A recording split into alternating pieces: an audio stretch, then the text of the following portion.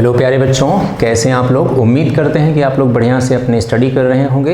इस lockdown period में आप इन टाइम्स का बहुत अच्छे से उपयोग कर रहे होंगे और मजबूती से अपने कदम अपने सपने डॉक्टर बनने की तरफ, इंजीनियर बनने की तरफ बढ़ा रहे होंगे।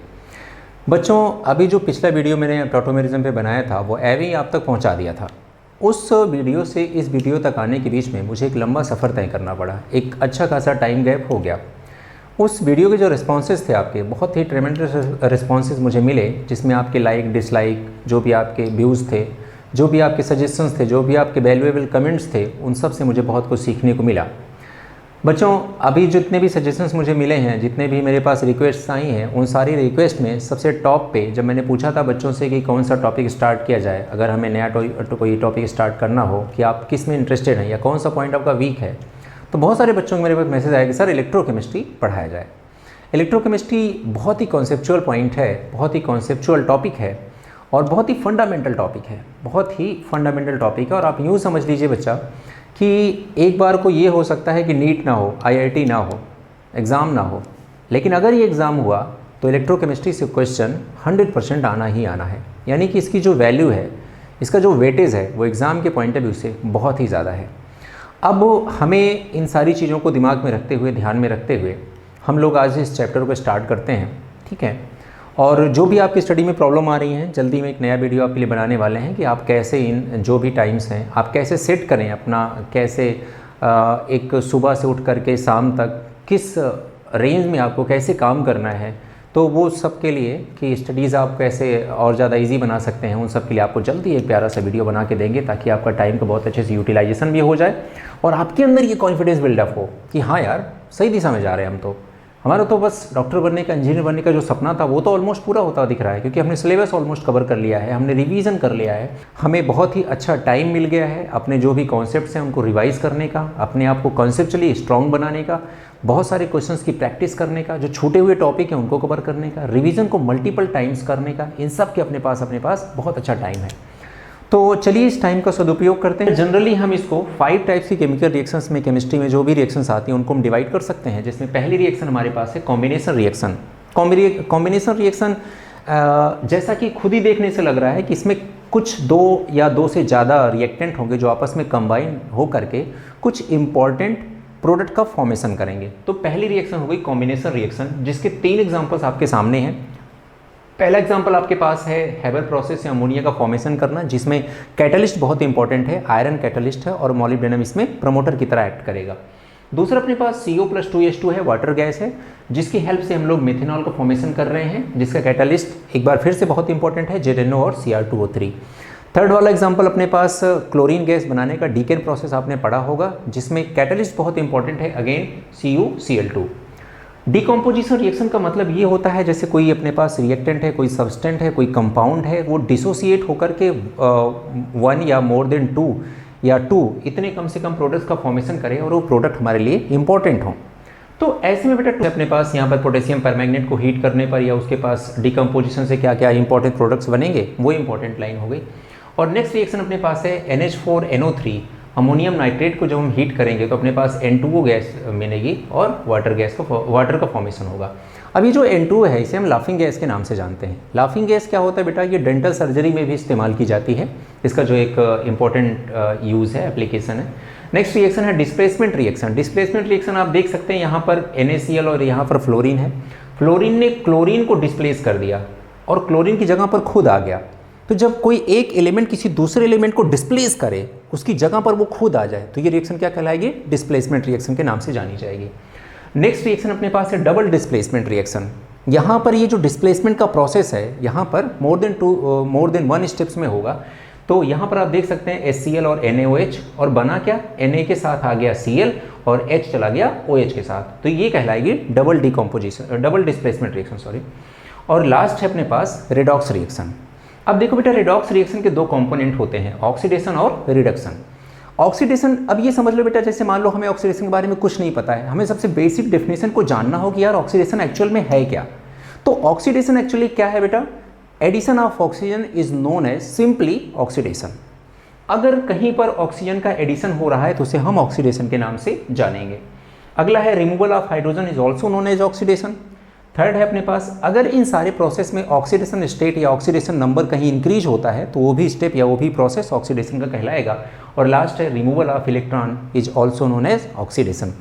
ये सब आपने 11th में पढ़ा होगा, जब आपके पास 11th का सिलेबस पहले रेडॉक्स रिएक्शन पढ़ाया गया होगा तो उसमें आपने पढ़ा होगा। तो ये सब बेसिक चीज़ें हैं, बस मैं आपको एक बार थोड़ा सा रिवाइज कराना चाहता हूँ ताकि आप अच्छे से इलेक्ट्रोकेमिस्ट्री को समझ सकें, क्योंकि बेटा रेडॉक्स को बिना समझे और रेडॉक्स के बिना एप्लीकेशन के आप इलेक्ट्रोकेमिस्ट्री समझ नहीं सकते हैं। तो इसकी क्या सिग्निफिकेंस हैं, क्या यूटिलाइजेशंस हैं, वो सारी चीज़ें हम आने वाले लेक्चर्स में या आने वाले जो भी टाइम है उसमें समझते हैं। अपने पास इसी तरह रिडक्शन के कुछ डेफिनेशंस मैंने यहाँ पर लिखे हैं, जैसे कि addition of hydrogen, removal of oxygen, decrease in oxidation state and addition of electron. इन सब को हम रिडक्शन के नाम से जानते हैं। अब एक छोटा सा एग्जांपल लेके देखते हैं कि चलो भाई कुछ अलग तरीके से हम आपको ऑक्सीडेशन रिडक्शन दिखाने की कोशिश करेंगे। अब अपने पास कुछ अलग तरीके से देखना है। सपोज दैट हमारे पास एल्केन है बेटा, तो एल्केन का जनरल फॉर्मूला क्या होता है, CnH2n+2। एल्केन का जब हम ऑक्सीडेशन करते हैं, एल्केन का जब ऑक्सीडेशन करते हैं तो यहाँ पर ऑक्सीजन ऐड हो जाती है, और जब ऑक्सीजन ऐड होगी तो जनरल फार्मूला बन जाएगा CnH2n+2O। ये जो जनरल फार्मूला है, ये जनरल फार्मूला रिप्रेजेंट करता है एल्कोहल और ईथर को। तो यहाँ पर फॉर्मेशन हो जाएगा एल्कोहल का। अगर एल्कोहल का हम फर्दर ऑक्सीडेशन कर दें तो अब आपने देखा यहाँ पर क्या हुआ, एल्केन में ऑक्सीजन ऐड हुआ तब जाकर के एल्कोहल बना। ऑक्सीडेशन की सेकेंड डेफिनेशन क्या है, रिमूवल ऑफ हाइड्रोजन। अब आप हाइड्रोजन से क्या, एल्कोहल से क्या करिए, H2 का रिमूवल करा दीजिए। तो यहाँ जैसे हम हाइड्रोजन का रिमूवल कराएंगे क्या बन जाएगा जनरल फार्मूला, CnH2nO बन जाएगा। और ये किसका है, कार्बोनिल कंपाउंड का जनरल फार्मूला है। कार्बोनिल कंपाउंड का जनरल फार्मूला है ये। तो कार्बोनिल कंपाउंड के केस में हम ये समझ सकते हैं, इसके दो एग्जांपल हो गए, एल्डिहाइड और ketone. Aldehyde function group CHO और कीटोन का C++O, आप जानते ही हैं। कार्बोनिल कंपाउंड का फर्दर ऑक्सीडेशन करते हैं by addition of oxygen, it gives CnH2nO2। और CnH2nO2 आप जानते हैं कि it represents the general formula of acids, यानी कि कार्बोक्सिलिक एसिड्स। तो ये कार्बोक्सिलिक एसिड्स का जनरल फार्मूला हो गया। अब आप यहाँ पर देख सकते हैं कि एल्केन के ऑक्सीडेशन से एल्कोहल, एल्कोहल के ऑक्सीडेशन से carbonyl compound, aldehyde and ketone, carbonyl compound के ऑक्सीडेशन से एसिड का फॉर्मेशन होता है। अब बात आती है रिडक्शन की। आप इसका रिवर्स सोचिए, अगर एसिड का रिडक्शन करेंगे तो कार्बोनिल कंपाउंड बनेगा, कार्बोनिल कंपाउंड के रिडक्शन से एल्कोहल और एल्कोहल के रिडक्शन से एल्केन का फॉर्मेशन होता है। अब यहाँ पर आता है दो चीज़ें, आप ऑक्सीडाइजिंग एजेंट का इस्तेमाल करेंगे या तो रिड्यूसिंग एजेंट का इस्तेमाल करेंगे। ऑक्सीडाइजिंग एजेंट का अगर आप यूज़ करना चाह रहे हैं तो आपने बहुत कुछ फेमस स्ट्रॉन्ग ऑक्सीडाइजिंग एजेंट पढ़े होंगे, K2Cr2 पढ़ा होगा इन एसिडिक मीडियम, KMnO4 पढ़ा होगा इन एसिडिक या बेसिक मीडियम, ये भी आपने पढ़ा होगा। कॉन्सेंट्रेट HNO3, कॉन्सेंट्रेट H2SO4, कुछ ऐसे ऑक्सीडाइजिंग एजेंट पढ़े होंगे। वीक ऑक्सीडाइजिंग एजेंट में आपने PCC पढ़ा होगा, है ना। इसी तरह आपने कुछ और जॉन्स रिएजेंट पढ़ा होगा, आपने साथ में कुछ और एल्डिहाइड के, एग्जैक्टली एल्डिहाइड के ऑक्सीडेशन के लिए भी आपने पढ़ा होगा, है ना। टॉलेंस रिएजेंट पढ़ा होगा, फेलिंग सॉल्यूशन, बेंडिक सॉल्यूशन, ऐसे बहुत सारे ऑक्सीडाइजिंग एजेंट हैं। रिड्यूसिंग एजेंट की बात करें तो कुछ इंपॉर्टेंट रिड्यूसिंग एजेंट जैसे LiAlH4 था, आपको ऑर्गेनिक में पढ़ाया गया होगा, NaBH4 पढ़ा होगा, रेड फास्फोरस इन HI पढ़ा होगा आपने, है ना, SN in presence of HCl, ऐसे बहुत सारे रिड्यूसिंग एजेंट हैं। तो यहाँ पर इन स्टेप्स में इस्तेमाल होते हैं। अब देखो बेटा, यहाँ तक आपने सीख लिया कि एक्चुअल में कितने टाइप की केमिकल रिएक्शंस पॉसिबल हैं, उनमें रेडॉक्स रिएक्शन क्या है, रेडॉक्स रिएक्शन के दो कंपोनेंट्स क्या हैं, उनकी अलग अलग से डेफिनेशंस क्या हैं, और कौन कौन सी ऐसी लाइंस हैं जो ऑक्सीडेशन को रिप्रेजेंट करती हैं और कौन कौन से ऐसे प्रोसेसेस हैं जो रिडक्शन को रिप्रेजेंट करते हैं। अब बेटा अगली बात समझना, इस रेडॉक्स का इंटरलिंकिंग क्या है हमारे इलेक्ट्रोकेमिस्ट्री के साथ, उसको समझना बहुत ज़रूरी है, बहुत इंपॉर्टेंट है। देखो बेटा, अगर हम ये रेडॉक्स रिएक्शन के जो दो कंपोनेंट्स हैं, जो दो रिएक्शंस हैं, ऑक्सीडेशन और रिडक्शन, इन दोनों का अगर हम किसी सेपरेट फिजिकल कंपार्टमेंट में या फिजिकल लोकेशंस पे करा सकें अलग अलग, तो ये जो स्पॉन्टेनियस रेडॉक्स रिएक्शन होगी, इस स्पॉन्टेनियस रेडॉक्स रिएक्शन की वजह से इलेक्ट्रिसिटी हम प्रोड्यूस कर सकते हैं। क्या बोला हमने कि रेडॉक्स रिएक्शन अगर हम कराएं, स्पॉन्टेनियस रेडॉक्स रिएक्शन की वजह से हम लोग इलेक्ट्रिसिटी प्रोड्यूस कर सकते हैं, पहली बात। दूसरी बात, हम इलेक्ट्रिसिटी की यूटिलाइजेशन से इलेक्ट्रोलिसिस कराते हुए कुछ इंपॉर्टेंट प्रोडक्ट्स भी बना सकते हैं। ध्यान से समझा आपने, क्या बोला मैंने कि अगर आपने रेडॉक्स रिएक्शन कराया तो रेडॉक्स रिएक्शन की हेल्प से आप इलेक्ट्रिसिटी प्रोड्यूस कर सकते हैं और इलेक्ट्रिसिटी का यूटिलाइजेशन करके via the help of electrolysis we can produce some important products in chemistry. इसका मतलब एक बात समझ में आता है बेटा, रेडॉक्स है क्या? केमिकल रिएक्शन है। केमिकल रिएक्शन में जो एनर्जी इन्वॉल्व होगी वो केमिकल एनर्जी कहलाएगी। इलेक्ट्रिसिटी से जो एनर्जी प्रोड्यूस होगी या इलेक्ट्रिसिटी एक फॉर्म है एनर्जी का, तो इलेक्ट्रिकल एनर्जी कहलाएगी। इस दोनों प्रोसेस से इतना तो समझ में आ गया यार कि केमिकल एनर्जी और इलेक्ट्रिकल एनर्जी में कुछ ना कुछ आपस में रिलेशन जरूर होता है। समझ में आ रहा है बच्चा कि केमिकल एनर्जी और इलेक्ट्रिकल एनर्जी में रिलेशन जरूर होता है। तो एक्चुअल में क्या है इलेक्ट्रोकेमिस्ट्री? इलेक्ट्रोकेमिस्ट्री फिजिकल केमिस्ट्री की ऐसी ब्रांच है जिसमें हम conversion of chemical energy into electrical energy and electrical energy into further chemical energy. तो ये जो रिलेशन है हम इसकी स्टडी करते हैं और यही इलेक्ट्रोकेमिस्ट्री है। ठीक है, तो बच्चों अभी तक हम लोगों ने देखा कि केमिस्ट्री में कितने टाइप की केमिकल रिएक्शंस पॉसिबल हैं। उनमें से रेडॉक्स रिएक्शन क्या है, रेडॉक्स में ऑक्सीडेशन और रिडक्शन अलग अलग क्या स्टेप्स होते हैं, उनकी कितनी पॉसिबल डेफिनेशंस बन सकती हैं। उसके बाद सबसे इंपॉर्टेंट हम लोगों ने देखा कि रेडॉक्स रिएक्शन को हमने एज अ केमिकल रिएक्शन या as a chemical change treat किया। उसमें जो भी एनर्जी इन्वॉल्वमेंट हो रहा था उसे हम लोगों ने केमिकल एनर्जी के नाम से जाना। केमिकल एनर्जी और इलेक्ट्रिकल एनर्जी में रिलेशन क्या हो सकता है और उस रिलेशन की स्टडी को हम लोग क्या जानते हैं, इसके यहाँ तक की स्टडी हमारे पिछले लेक्चर में हुई। अब दूसरा सेशन हम लोग स्टार्ट कर रहे हैं। आप देखिए हम लोग पहुँच गए हैं इलेक्ट्रोकेमिस्ट्री पे। एक्चुअल में इलेक्ट्रोकेमिस्ट्री है क्या? इलेक्ट्रोकेमिस्ट्री की शुरुआत कहाँ से हुई? इलेक्ट्रोकेमिस्ट्री हमें पढ़ना क्यों है, क्या पढ़ना है, क्यों पढ़ना है और कैसे पढ़ना है? साइंस इन सारी चीज़ों के, इन सारे सवालों के जवाब देने के लिए हमेशा हाजिर रहता है। किसी चीज़ का जो जन्म होता है ना, वो हमेशा इतिहास की कोख में होता है। इतिहास यानी कि हिस्ट्री में ही जाकर के हम किसी चीज़ को अच्छे से समझ सकते हैं कि किसी चीज़ की उत्पत्ति कब हुई, कोई चीज़ ओरिजिनेट कब हुई। अगर हम बात करें इलेक्ट्रोकेमिस्ट्री के कंटेक्स्ट में, तो हमारे पास दो बड़े फेमस साइंटिस्ट का नाम आता है, एक गैल्वेनी और दूसरे वोल्टा। गैल्वेनी ने एक छोटा सा एक्सपेरिमेंट किया। उन्होंने एक डाइसेक्टेड फ्रॉग लिया। डाइसेक्टेड फ्रॉग की जो स्पाइनल कॉर्ड थी उसके बीच में उन्होंने ब्रॉस की एक छोटी सी हुक लगा दिया और उस हुक को उन्होंने कनेक्ट करा दिया किसी आयरन की रेलिंग से। जब उन्होंने ये एक्सपेरिमेंट किया तो उन्होंने देखा कि कुछ देर बाद जो फ्रॉग का लेग था, फ्रॉग का जो पैर था, उसमें ट्विचिंग स्टार्ट हो गई, उसमें कुछ ऐसे रिफ्लेक्सेस स्टार्ट हो गए। अब इसका मतलब ये हो गया कि उन्हें ये लगा कि चाहे कोई इलेक्ट्रिसिटी या ऐसा आप बोलो कि कोई लाइटनिंग हो रही है या लाइटनिंग नहीं हो रही है, दोनों की कंडीशन उन्होंने ये देखा कि फ्रॉग का जो पैर है उसमें कुछ अलग सा मूवमेंट देखने को मिल रहा है।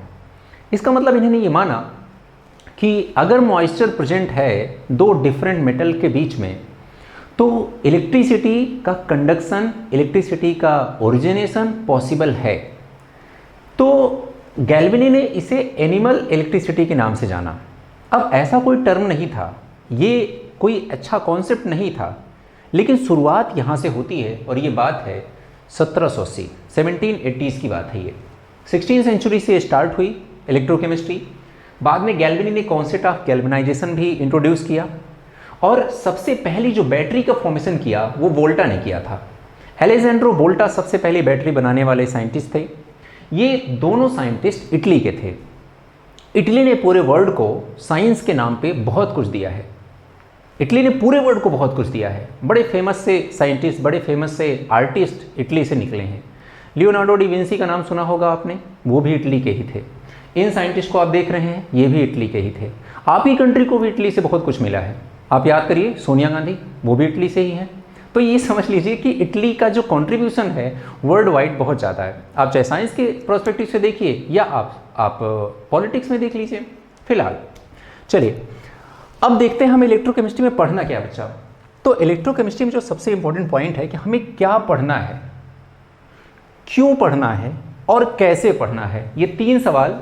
और जैसा हमने लिखा है बोर्ड पे इस वक्त जो कुछ भी मेंशन्ड है, जो कुछ भी रिटन है, इतनी ही अपने पास नॉलेज होनी चाहिए, इतने ही चीज़ों के अपने पास कॉन्सेप्ट्स होने चाहिए और इन्हीं के न्यूमेरिकल्स अपन को सॉल्व करने आने चाहिए। बेसिकली यही आपका सिलेबस है। जो हमें कवर करना है पूरे इलेक्ट्रोकेमिस्ट्री के चैप्टर में। तो क्या पढ़ना है बच्चा, आओ देखते हैं। Branch of physical chemistry which deals with the study of conversion of chemical energy into electrical energy and electrical energy into chemical energy. तो basically the conversion of chemical energy into electrical and vice versa, this is actually electrochemistry. अब देखो बेटा यहाँ पर क्या है, chemical energy को जब हम इलेक्ट्रिकल एनर्जी में कन्वर्ट करते हैं तो यहाँ पर जो हम सेल का यूज़ करते हैं, जिस सेल का इस्तेमाल करते हैं उसे हम गैल्वेनिक सेल बोलते हैं, जिसे दूसरे वर्ड्स में हम वोल्टाइक सेल भी बोल सकते हैं, और जिसका एक डेफिनेशन, जिसका एक बहुत ही अच्छा एग्जाम्पल है डेनियल सेल। अब डेनियल सेल कब बोलेंगे, अब देखो बेटा कोई भी सेल बनाएंगे, अभी सब चीज़ हम बेसिक से एक एक चीज़ हम आपको सिखाएंगे, सारी टर्मिनोलॉजी सिखाएंगे, सारी सेल बताएंगे, कैथोड एनोड क्यों बोलते हैं, क्या नोटेशंस होते हैं, क्या पोलैरिटी कैसे डेवलप होती है और उसको कैसे मेंशन करते हैं, सब चीज़ एक एक चीज़ आपको सिखाएंगे। बिल्कुल पैनिक नहीं होना, बहुत मस्ती से आपको वीडियो को अटेंड करना है। एक एक पॉइंट जो हम आपको सिखा रहे हैं आप साथ में कम्युनिकेट करते जाइए, समझते जाइए। आगे वीडियोस आप तक पहुंचेंगे तो कोई प्रॉब्लम आएगी तो आप डायरेक्टली मैसेज करिएगा, आप तक वो सॉल्यूशंस भी आपको पहुंचेंगे। बिल्कुल टेंशन लेने की जरूरत नहीं, अपन आपके साथ खड़े हैं ना, तो फिक्र करने की जरूरत ही नहीं है, ठीक है। आप देखो बेटा यहाँ पर केमिकल एनर्जी को कन्वर्ट किया इलेक्ट्रिकल एनर्जी में, सेल का नाम क्या पड़ा, गैल्वेनिक सेल या वोल्टाइक सेल। एक एग्जाम्पल उसका क्या है, गैल्वेनिक सेल का कोई एग्जाम्पल पूछा जाए तो आप क्या बताओगे, डेनियल सेल। डेनियल सेल हम कब इस्तेमाल करेंगे, तो डेनियल सेल हम तब इस्तेमाल करते हैं जब हमारा एनोड जिंक का बना हो और कैथोड कॉपर का बना हो। आगे चल करके हम पढ़ेंगे कि zinc is more reactive than copper, और इस वजह से वो ऑक्सीडेशन उसका होगा, इसका रिडक्शन होगा, वो एनोड पे जाएगा, कैथोड पे जाएगा। तो ये आगे की स्टडी है, अपन करेंगे, टेंशन नहीं लेना बच्चा, बिल्कुल टेंशन नहीं लेना, ठीक है। दूसरा कन्वर्जन हमारे पास है कि अगर इलेक्ट्रिकल एनर्जी को हम केमिकल एनर्जी में कन्वर्ट करते हैं तो यहाँ से जो सेल अपने पास डिराइव होता है वो इलेक्ट्रोलिटिक सेल है, यानी कि via electrolytic cell we can convert the electrical energy into chemical energy. Okay, इसी को दूसरे वर्ड्स में हम वोल्टामीटर भी बोल सकते हैं। तो हमारे पास ये दो तरह की सेल की स्टडीज हैं और इन दो सेल की स्टडीज से हम केमिकल को इलेक्ट्रिकल और इलेक्ट्रिकल को केमिकल एनर्जी में कन्वर्ट कर पाते हैं। बेटा ये तो रहा कि हमें इलेक्ट्रोकेमिस्ट्री में क्या पढ़ना है, बेसिकली हमें ये कन्वर्जन पढ़ना है, ठीक है। टेंशन नहीं, कोई ना परेशान तो नहीं हो रहा बिल्कुल भी। बेसिकली हमें ये कन्वर्जन पढ़ना है इलेक्ट्रोकेमिस्ट्री में।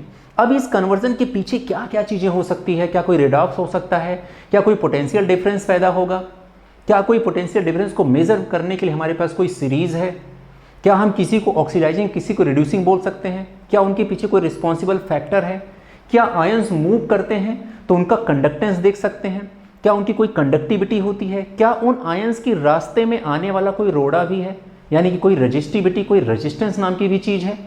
यानी कि बाकी जो कुछ भी बेटा सिर्फ इसी के विहाब पे है, इसी से रिलेटेड है, इसी को एक्सप्लेन करने के लिए है, इसके बारे में है। तो पढ़ना क्या है, वो ये पढ़ना है सिर्फ। अब आते हैं कि क्यों पढ़ना है, हम क्यों पढ़ रहे हैं इलेक्ट्रोकेमिस्ट्री। क्या केमिस्ट्री की इतनी ब्रांचेस थी तो क्या हम उसमें सेटिस्फाइड नहीं थे, क्या ऐसी जरूरत पड़ गई कि हमें इलेक्ट्रोकेमिस्ट्री को इंट्रोड्यूस करना पड़ा अपने सिलेबस में। तो एक बात समझो बेटा कि हमारे पास कोई भी ऐसा गैजेट ले लो जिसमें कि सेल का इस्तेमाल होता हो, बैटरी का इस्तेमाल होता हो, तो वो हर तरह की जो बैटरी, हर तरह का जो सेल है, एक्चुअल में वो इलेक्ट्रोकेमिस्ट्री के स्टडी से रिलेटेड है। यानी कि इलेक्ट्रोकेमिस्ट्री ही वो ब्रांच है केमिस्ट्री की जिसने एक्सप्लेन किया कि बैटरी बनाओ कैसे और उससे कैसे मैक्सिमम आउटपुट लिया जा सके। अब रॉकेट फ्यूल का नाम सुना होगा आपने, रॉकेट में भी फ्यूल इस्तेमाल करते हैं अपन लोग, वहाँ पर हम फ्यूल सेल का इस्तेमाल करते हैं जिसका कॉम्पोजिशन होता है H2O2। अब H2O2 सेल बहुत हाई एफिशिएंसी का सेल होता है, लेकिन इससे मतलब नहीं है, हाई एफिशिएंसी के साथ साथ सबसे इंपॉर्टेंट पॉइंट बेटा जो है वो ये है कि ये इको फ्रेंडली सेल है। जो भी वेस्ट मटेरियल ये प्रोड्यूस करेगा वो इतने हार्मफुल हमारे पास नहीं है, हम बोले कि बहुत ही least amount of waste material यहाँ से प्रोड्यूस होने वाला है। तो H2O2 जो हमारे पास सेल है वो इको फ्रेंडली, चीप सेल और साथ साथ में मैक्सिमम एफिशिएंसी वाला सेल हमारे पास निकल के आएगा। तो इसका भी बहुत ज़्यादा यूज़ है। तो क्या क्या हम पढ़ने वाले हैं, क्यों इलेक्ट्रोकेमिस्ट्री पढ़ रहे हैं, हमारे लिए क्या यूज़फुल है। सालों साल आप देखते हैं कि आयरन के केस में कि आयरन में रस्टिंग का केस हमें सुनने को मिलता है। आयरन की पीस बड़े बड़े आपने देखा होगा रेलवे ट्रैक्स में बहुत सारे आयरन्स ऐसे होते हैं, आपने आते जाते ट्रेन से सफ़र करते हुए देखा होगा कि जो पटरियाँ होती हैं उनके बगल में कहीं आयरन का ढेर रखा गया है, बड़े बड़े वहाँ पर पाइल्स पड़े हुए हैं, ऐसा कुछ।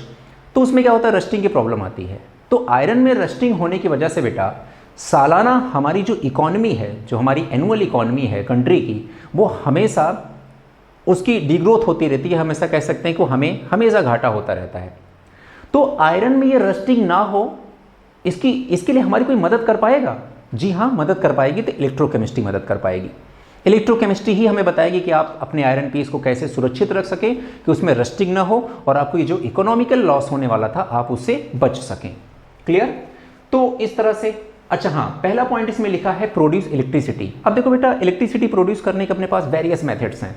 आपने देखा होगा सोलर सिस्टम मेथड है, जो मोस्ट कन्वीनियंट मेथड है अपने पास या मोस्ट कन्वेंशनल है, वो इस वक्त हाइड्रोलिक, आपने देखा होगा हाइड्रोलिक सिस्टम है, ठीक है, हाइड्रोलिक पावर प्लांट है, सोलर पावर प्लांट है, ठीक है, रेडियो एक्टिव पावर प्लांट है, इस तरह से विंड पावर प्लांट है। बहुत सारे ऐसे सिस्टम्स बने हैं जिनके थ्रू हम इलेक्ट्रिसिटी का प्रोडक्शन कर सकते हैं। उसी में एक और है इलेक्ट्रोकेमिकल सेल। इलेक्ट्रोकेमिकल सेल के थ्रू भी हम इलेक्ट्रिसिटी का प्रोडक्शन कर सकते हैं। अभी आपने देखा ही केमिकल एनर्जी को इलेक्ट्रिकल एनर्जी में कन्वर्ट अपन कर ही रहे थे, है ना। तो ये हो गया इलेक्ट्रिसिटी प्रोड्यूस करना। दूसरा हो गया बैटरी केमिस्ट्री। मैंने आपको बताया आप रिमोट इस्तेमाल करते हैं, आजकल आप रामायण देख रहे हैं, जय श्री कृष्णा देख रहे हैं, महाभारत देख रहे हैं, रामायण तो चलो खत्म हो गया, ठीक है। तो ये सब चीज़ें देख रहे हैं तो आप लगातार रिमोट बटन का इस्तेमाल करते रहते हैं। तो रिमोट में भी क्या इस्तेमाल होता है? सेल इस्तेमाल होता है, बैटरी इस्तेमाल होती है। उसके पीछे भी क्या कॉन्सेप्ट है? इलेक्ट्रोकेमिकल कॉन्सेप्ट है, इलेक्ट्रोकेमिस्ट्री का कॉन्सेप्ट है बेटा। तो बैटरी केमिस्ट्री। फोटोसिंथेसिस आपने पढ़ा होगा, कुछ बच्चे जो बायोलॉजी के होंगे 11th में उन्होंने एनसीईआरटी में पढ़ा होगा, फोटोसिंथेसिस प्लांट फिजियोलॉजी का एक चैप्टर था, तो वहाँ पर आपने पढ़ा होगा। फोटोसिंथेसिस में भी आपने कुछ पढ़ा होगा, कुछ ऐसा जेड स्कीम पढ़ी होगी, कुछ ऐसा डाउनवर्ड अपवर्ड ऐसा कुछ करके मूवमेंट पढ़ा होगा वहाँ पर इलेक्ट्रॉन का अकॉर्डिंग टू एसआरपी। तो फोटोसिंथेसिस भी अपने इलेक्ट्रोकेमिस्ट्री का ही एक पार्ट है। फ्यूल सेल, अभी मैंने आपको बताया कि फ्यूल सेल की एफिशिएंसी बहुत ज़्यादा होती है, इको फ्रेंडली होता है, रॉकेट फ्यूल में इस्तेमाल करते हैं, 70% के आसपास इसकी एफिशिएंसी होती है। अगला है extraction of metal. Metallurgical process में किसी भी मेटल को जो निकालने का प्रोसेस होता है, किसी भी मेटल्स को उसके ओर से फाइंड आउट करते हैं। तो सबसे पहले तो कॉन्सेंट्रेशन ऑफ मेटल करते हैं, यानी कि मेटल्स को प्यूरिफिकेशन का काम करते हैं। मेटल्स को सबसे पहले सिर्फ उसमें जितनी मेटल्स हैं उसको हम एक तरफ कॉन्सेंट्रेट करते हैं, जो उसमें इम्प्योरिटीज़ हैं उसको हम वहाँ से निकालने का काम करते हैं, कॉन्सेंट्रेशन ऑफ मेटल कहलाता है ये। उसके बाद हम ऐसे कुछ प्रोसेस इस्तेमाल करते हैं जिसमें हम उस मेटल को उसके ऑक्साइड में कन्वर्ट करते हैं। उसके ऑक्साइड से हम इलेक्ट्रोकेमिकल प्रोसेसेस के जरिए हम उसको उसके मेटल में कन्वर्ट करते हैं, फिर उसका प्यूरिफिकेशन करके फाइनली एक्सट्रैक्शन करते हैं उस प्योर मेटल का या प्योरेस्ट मेटल का। तो जो अपने पास मेटलर्जिकल प्रोसेस हैं उसमें भी हम इलेक्ट्रोकेमिस्ट्री का प्रोसेस इस्तेमाल करते हैं और तभी ये पॉसिबल हो पाता है कि हम किसी भी मेटल को उसकी प्योरेस्ट फॉर्म में ऑब्टेन कर पाएँ। अगला है बेटा prevention of metal from corrosion. मैंने आपको बता ही दिया अभी। एक उसका एग्जांपल है गैल्वेनाइजेशन। गैल्वेनाइजेशन में हम क्या करते हैं, जो आयरन की रॉड होती है उसके ऊपर जिंक की कोटिंग कर देते हैं, जिससे कि कोरोजन जो होता है वो या रस्टिंग जो प्रोसेस होता है वो स्लो डाउन हो जाता है या कम हो जाता है या नहीं देखने को मिलता है। तो एक प्रोसेस ये हो गया। तो हमने ये देखा कि अभी तक कि इलेक्ट्रोकेमिस्ट्री कहाँ से स्टार्ट हुई, हमें क्या क्या उसमें पढ़ना है और हमें क्यों पढ़ना है। यानी कि एक एज अ साइंटिस्ट या एज अ साइंस स्टूडेंट हम अपने इलेक्ट्रोकेमिस्ट्री से क्या उम्मीद रखते हैं कि वो हमारी लाइफ को कितना इजी बनाने वाली है, किन किन वेरियस एस्पेक्ट्स में हमारी लाइफ को इजी बनाने वाली है, वो ये हो गया। अब उसके बाद आता है कि बच्चा पढ़ना कैसे है यार। ठीक है, ये सारी ज्ञान आपने दे दिया, इतना सब बता दिया, अब पढ़ना कैसे है, हाउ। तो हाउ का जो आंसर है वो अपने पास यहाँ लिखा गया है। अब यही 1 by 1 हम कंप्लीट करेंगे। तो बेटा हमने पूरे इलेक्ट्रोकेमिस्ट्री को 3 पार्ट में डिवाइड किया है। पार्ट फर्स्ट में हम लोग फंडामेंटल पढ़ेंगे इलेक्ट्रोकेमिस्ट्री का, जिसमें हम लोग कंडक्टेंस क्या है, रेजिस्टेंस क्या है, कंडक्टिविटी क्या है, रेजिस्टिविटी क्या है, मोलर कंडक्टेंस, स्पेसिफिक कंडक्टेंस, ठीक है, इक्विवेलेंट कंडक्टेंस, मोलर कंडक्टेंस और इक्विवेलेंट कंडक्टेंस में रिलेशन क्या है और उनके न्यूमेरिकल से सॉल्व करेंगे।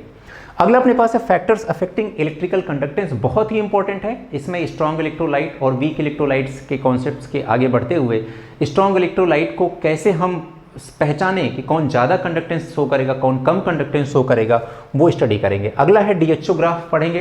तो डीएचओ ग्राफ आगे हम डिटेल में डिस्कस करेंगे। आगे है कोरलास लॉ। अब कोरलास लॉ जो होता है अपने पास, इसका भी बहुत ज़्यादा एप्लीकेशन है अपने पास, इसके बहुत अच्छे न्यूमेरिकल्स आते हैं अपने एग्जाम में, तो ये भी हम आगे चल के स्टडी करेंगे। पार्ट सेकंड में हम लोग स्टडी ऑफ इलेक्ट्रोड्स करेंगे। इलेक्ट्रोड्स कितने टाइप के हो सकते हैं, ठीक है, और इलेक्ट्रोड पोटेंशियल क्या होता है, कैसे जनरेट होता है, कैसे डेवलप होता है, एसआरपी और एसओपी का बेसिक कॉन्सेप्ट क्या है, एसआरपी और एसओपी कहाँ से डेराइव्ड हुआ, और एसआरपी और एसओपी से हम कैसे पता लगा पाएंगे कौन स्ट्रॉन्ग ऑक्सीडाइजिंग एजेंट है, कौन वीक है, कौन स्ट्रॉन्ग रिड्यूसिंग एजेंट है, कौन सा वीक है। ठीक है, ये कॉन्सेप्ट पढ़ पाएंगे। उसमें बड़े फेमस से क्वेश्चंस आते हैं, जैसे lithium is a best reducing agent in aqueous solution, why? Fluorine is a best oxidising agent, why? ऐसे बहुत सारे क्वेश्चंस हैं जिनके आंसर्स आपको कॉन्सेप्ट ऑफ एसआरपी और एसओपी से आ जाएंगे। स्टैंडर्ड और सेकेंडरी रेफरेंस इलेक्ट्रोड के बारे में स्टडी करेंगे। इलेक्ट्रोकेमिकल सीरीज बहुत ही इंपॉर्टेंट है, जिसके बिहाफ पे अपन बहुत सारे क्वेश्चन सॉर्ट आउट करेंगे। तो इलेक्ट्रोकेमिकल सीरीज, अगला है नस्ट इक्वेशन, कॉन्सेंट्रेशन सेल की भी स्टडी करेंगे इसी के अंतर्गत। लास्ट और थर्ड पार्ट अपना होगा जिसमें हम इलेक्ट्रोलिसिस की बेसिक स्टडी करेंगे। इलेक्ट्रोलिसिस में क्या है, जैसे अपने पास क्वेश्चन आता है कि Na2SO4 का इलेक्ट्रोलिसिस किया हमें, तो हमें क्या क्या प्रोडक्ट्स ऑब्टेन्ड होंगे, तो हम उन प्रोडक्ट्स की स्टडी करेंगे कि हमें कैसे पता लगेगा कि हम वो प्रोडक्ट बनेगा। ऐसे में सबसे इंपॉर्टेंट होगा प्रेफरेंशियल डिस्चार्ज थियरी, हम लोग स्टडी करेंगे। नेक्स्ट होगा फेराडेज लॉ ऑफ इलेक्ट्रोलिसिस, जिसमें first law and second law के बारे में आपने सुना होगा, वो हम लोग यहाँ पर पढ़ेंगे। और सबसे लास्ट है ट्रांसपोर्ट नंबर। तो ये बेसिक अपने पास पूरा का पूरा इलेक्ट्रोकेमिस्ट्री का अपने पास पूरा फ्लो चार्ट है। बच्चा एक बात समझ लो यार, किसी भी चीज़ को पढ़ने से पहले उस चीज़ के पीछे या उस टॉपिक, उस सब्जेक्ट, उस सब के पीछे आपको अपना डर खत्म करना होता है। कोई भी चैप्टर टफ नहीं होता है, कोई भी चैप्टर वीक नहीं होता है। अगर कोई चैप्टर आपका वीक है, आप अपने आप से ईमानदारी से सवाल करिए बेटा कि क्यों वीक है। आपको आंसर मिलेगा, भाई मैंने इसके सही से नोट्स नहीं बनाए, मैंने इसको सही से पढ़ा नहीं, मुझे इसके सही से कॉन्सेप्ट नहीं पता है, मैंने मेहनत ही नहीं करी है, बहुत सारे न्यूमेरिकल भी नहीं सॉल्व किए इससे रिलेटेड, इसलिए वीक है। अब जरा सोचिए कि आपको कौन से चैप्टर्स ऐसे हैं जो बहुत स्ट्रांग हैं, और वो क्यों स्ट्रांग हैं? क्योंकि आपको उसमें इंटरेस्ट आया, आपने स्टडी किया, आपने पढ़ाई करी, आपने बहुत सारे न्यूमेरिकल सॉल्व किए, इसलिए वो आपका स्ट्रांग है। तो समझने वाली बात ये है बेटा कि पहले चैप्टर का डर निकालो। डर निकालने के लिए सबसे इंपॉर्टेंट पॉइंट है कि आपको ये पता होना चाहिए कि यार इस चैप्टर में इतनी ही तो चीज़ें हैं भाई, और जब इतनी ही चीज़ें हैं ऐसे ही पढ़ना है तो फिर टेंशन ही नहीं है, टेंशन लेने की ज़रूरत ही नहीं है। तो हमारे पास ये सारी चीज़ें हो गई। अब हमें क्या करना है, नेक्स्ट जो अपन लेक्चर स्टार्ट करने वाले हैं उसमें 1 बाय 1 ये करेंगे। तो अपना नेक्स्ट जो सेशन है वो पार्ट फर्स्ट का होगा। ओके, तो अब स्टार्ट करते हैं फंडामेंटल ऑफ इलेक्ट्रोकेमिस्ट्री। तो ये अपना फर्स्ट पार्ट होगा फंडामेंटल ऑफ इलेक्ट्रोकेमिस्ट्री में। जब आप फंडामेंटल सीखने और समझने चलेंगे तो कुछ ऐसे टर्म्स आएंगे जिन्हें आपको फेस करना होगा, जिनके बारे में आपको जानना बहुत ज़रूरी होगा। उन बेसिक टर्म्स में हमारे पास ये टर्मिनोलॉजी आती है, जैसे electrodes, electrolytes, electrolysis, electricity, electrochemistry and electrochemical changes. Electrode में आप ये समझ लीजिए बेसिकली बेटा कि आप कुछ ऐसा समझिए, सपोज दैट हमारे पास एक कोई ऐसा कोई कंपार्टमेंट मान लेते हैं, कोई व्हीकल मान लेते हैं, कुछ हमने ऐसा ले रखा है, उसमें हमने 2 प्लेट्स यूज़ कर दी। एक प्लेट पॉजिटिव है, एक प्लेट नेगेटिव है। तो इन प्लेट्स को हम लोग इलेक्ट्रोड्स के नाम से जानेंगे। आगे चल कर के आप जानेंगे कि एक इसमें से कोई कैथोड है, कोई एक एनोड है। तो इलेक्ट्रोड्स में बेसिकली हम कैथोड और एनोड की स्टडी करते हैं। अगला अपने पास है इलेक्ट्रोलाइट्स। जो इलेक्ट्रोड के बाद सबसे इंपॉर्टेंट अपने पास पार्ट आता है वो है इलेक्ट्रोलाइट्स के बारे में स्टडी करना। तो इस सेल में जो भी हमने एज अ सॉल्यूशन फिल किया है बेटा, वो कहलाएगा अपना इलेक्ट्रोलाइट्स। ये कुछ भी हो सकता है जिसकी इलेक्ट्रोलिसिस हमें करनी है। जैसे कि मान लो हमने ZnSO4 ले लिया एज अ सॉल्यूशन, या ZnSO4 का सॉल्यूशन ले लिया, इलेक्ट्रोड लगा दिया, एक पॉजिटिव इलेक्ट्रोड, एक नेगेटिव इलेक्ट्रोड लगा दिया, उसको किसी बैटरी से हमने कंडक्ट करा दिया, किसी बैटरी से हमने यहाँ पर ऐसे जोड़ दिया, ये अपने पास बैटरी से कनेक्ट करा दिया, तो ये तो कहलाएगा इलेक्ट्रोड, ये कहलाएगा इलेक्ट्रोलाइट्स। यहां पर जो आपने बैटरी से प्रोड्यूस किया है वो है इलेक्ट्रिसिटी। ये जो प्रोसेस आप करा रहे हो वो है इलेक्ट्रोलिसिस। और ये जो स्टडी है या इसमें जो रिएक्शंस होंगी वो होंगी इलेक्ट्रोकेमिकल रिएक्शंस या इलेक्ट्रोकेमिकल चेंजेस देखने को मिलेंगे, और ये जो स्टडी है वो इलेक्ट्रोकेमिस्ट्री कहलाएगी। उम्मीद है आप समझ पाए होंगे। फिर से एक बार देख लेते हैं। हमने कोई ऐसा कुछ तो स्ट्रक्चर बना लिया हम लोगों ने, ठीक है। अब जब हमने कोई स्ट्रक्चर ऐसा बना लिया, एक बार फिर से देख लीजिए आप, कि यहाँ पर हमने कोई ऐसा स्ट्रक्चर बना लिया, कुछ भी हमने ऐसा ले लिया, कोई व्हीकर ले लिया, कुछ भी ऐसा कंपार्टमेंट ले लिया जिसमें हमें कुछ ऐसा करना है। तो इस कंपार्टमेंट में हमने दो प्लेट्स इस्तेमाल करी, एक पॉजिटिव प्लेट और एक नेगेटिव प्लेट का इस्तेमाल किया। इन दोनों प्लेट्स को हम क्या बोलेंगे? इन दोनों प्लेट्स को हम इलेक्ट्रोड्स के नाम से जानेंगे। हमने इसमें कोई ऐसा सॉल्यूशन फिल कर दिया, इस सॉल्यूशन को हम लोग बोलेंगे, क्या बोलेंगे इस सॉल्यूशन को हम लोग? इलेक्ट्रोलाइट्स बोलेंगे। अब इसमें जैसे ही हम लोग कोई यहाँ पर बैटरी से कनेक्ट कराएंगे, सपोज दैट हमने किसी बैटरी से कनेक्ट करा दिया, किसी डीसी सोर्स से कनेक्ट करा दिया, तो ये जो डायरेक्ट करंट का सोर्स है जिससे हमने कनेक्ट कराया है, वहाँ से क्या प्रोड्यूस होगी? इलेक्ट्रिसिटी। इलेक्ट्रिसिटी जब प्रोड्यूस होगी तो जो भी यहाँ पर हमने इलेक्ट्रोलाइट्स फिल किया है उसमें हमें इलेक्ट्रोकेमिकल चेंजेस देखने को मिलेंगे। ये जो इलेक्ट्रोकेमिकल चेंजेस देखने को मिलेंगे तो हमें ये देखने को मिलेगा कि जो भी हमने इलेक्ट्रोलाइट्स फिल किया है उसकी इलेक्ट्रोलिसिस स्टार्ट हो गई। अब जब इलेक्ट्रोलिसिस स्टार्ट हो गई इसकी, तो इस सारी जो स्टडी है, जो भी यहाँ पर केमिकल फिनोमेनन, केमिकल चेंजेस देखने को मिल रहे थे, इनकी स्टडी को हमने क्या बोला? इलेक्ट्रोकेमिस्ट्री। ठीक है, इलेक्ट्रोड हो गया, क्लियर। दूसरा इलेक्ट्रोलाइट्स हो गया। तीसरा यहाँ पर इलेक्ट्रिसिटी हो गई। फोर्थ नेक्स्ट क्या आ जाएगा? इलेक्ट्रोकेमिकल चेंजेस या इलेक्ट्रोलिसिस। और फिर इस पूरे रिएक्शन को, पूरे जो भी अपने पास स्टडी है उसको क्या बोलेंगे? इलेक्ट्रोकेमिस्ट्री। टर्मिनोलॉजी के साथ बहुत ही फेमिलियर होना किसी भी सब्जेक्ट पर पकड़ बनाने की पहली स्टेज होती है। ये आपके लिए बहुत ज़रूरी चीज़ है बच्चा। आप जब तक उस सब्जेक्ट से, उस चैप्टर से रिलेटेड टर्म ही नहीं समझेंगे, आगे हमेशा आप परेशान होते रहेंगे छोटी छोटी बातों में। और प्रॉब्लम ये आती है बेटा कि जब क्लास आगे मूव कर जाती है और हमें वो छोटे बेसिक टर्म्स और बेसिक कॉन्सेप्ट्स नहीं पता होते हैं, टर्मिनोलॉजी की मीनिंग नहीं पता होती, तो हम हमेशा परेशान से रहते हैं। और आगे की जो भी क्लासेस होती हैं उसमें हम अपने आप को उस क्लास का पार्ट मानते ही नहीं हैं। तो बस यही बात है बेटा, हमेशा बेसिक्स पे पहले काम कर लिया करो, टर्मिनोलॉजी पे काम कर लो, पूरी चैप्टर की एक फ्लो चार्ट बना लो, एक समरी बना लो कि हाँ ये चीज़ इसमें पढ़ना है, तो आधा डर तो वैसे ही निकल गया। अब क्या है? चुपचाप कॉन्सेप्ट को सीखते जाओ, उसको अप्लाई करते जाओ, उस पर बेस्ड बहुत सारे न्यूमेरिकल सॉल्व करते जाओ, अपने आप फिजिकल केमिस्ट्री आपकी ग्रिप में आ जाएगी। बेटा एक बात याद रखना, न्यूमेरिकल से डरना नहीं है, क्वेश्चन को सॉल्व करने से बिल्कुल नहीं डरना है। हम खुद अपनी क्लास में बहुत सारे एग्जांपल्स कराएंगे, बहुत सारे न्यूमेरिकल्स हम लोग सॉल्व करेंगे साथ में मिल करके। हमें यही तो करना है बेटा। फिजिकल केमिस्ट्री में होता क्या है कि टीचर आपको कॉन्सेप्ट बता देता है, लेकिन उस पर बहुत सारे न्यूमेरिकल्स हम लोग सॉल्व करने जब चलते हैं तो हम हंसने लगते हैं, और वहीं से हमारा जो कॉन्फिडेंस है वो लैग करने लगता है।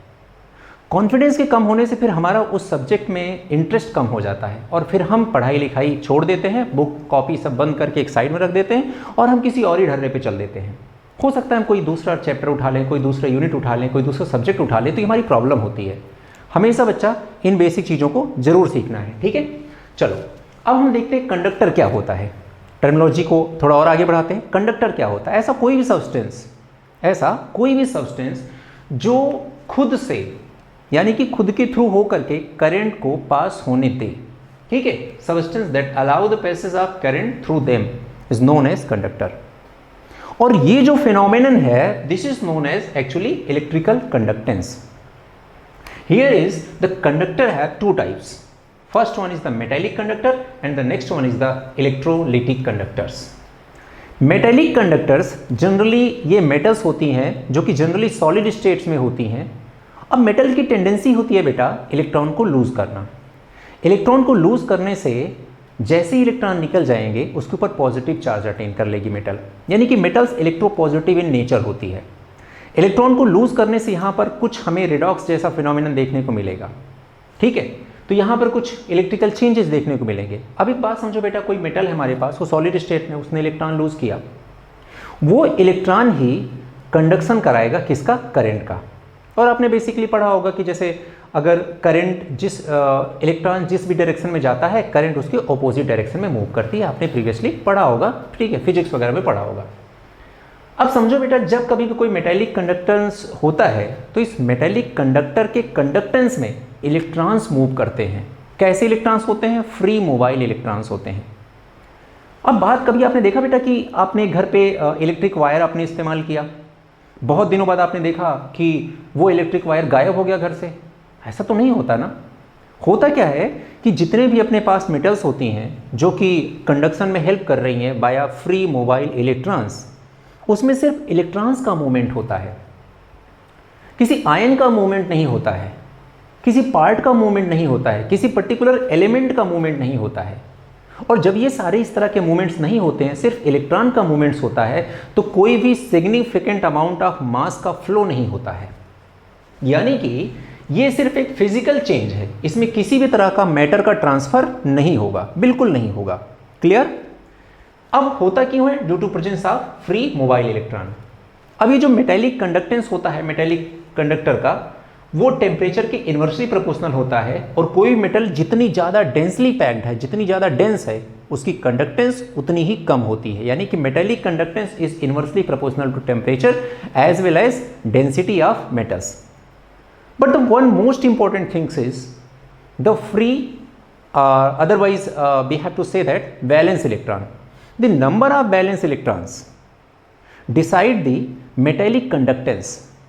नंबर ऑफ वैलेंस इलेक्ट्रॉन जितने ज़्यादा होंगे, ये फ्री मोबाइल इलेक्ट्रॉन के नंबर जितने ज़्यादा होंगे, उनमें कंडक्टेंस की पॉसिबिलिटी भी उतनी ही ज़्यादा होगी। क्लियर? आगे है कि ये जो भी कंडक्शन होता है वो सॉलिड स्टेट में होता है, मैंने आपको पहले भी मेंशन कर दिया। नेक्स्ट है इलेक्ट्रोलाइटिक कंडक्टर। इलेक्ट्रोलाइटिक कंडक्टर में क्या होता है बेटा, इसमें कोई भी ऐसा सब्सटेंस जिसे हम मोल्टन स्टेट में या सॉल्यूशन स्टेट में डिसॉल्व कर देते हैं, डिसॉल्व करने पर सपोज दैट हमने NaCl ले लिया, NaCl को वाटर में डिसॉल्व किया तो वो Na+ और Cl- में डिसोसिएट हो गया। अब ये जो Na+ और Cl- है, ये ऑपोजिट पोल्स की तरफ या ऑपोजिट इलेक्ट्रोड्स की तरफ मूवमेंट करेंगे।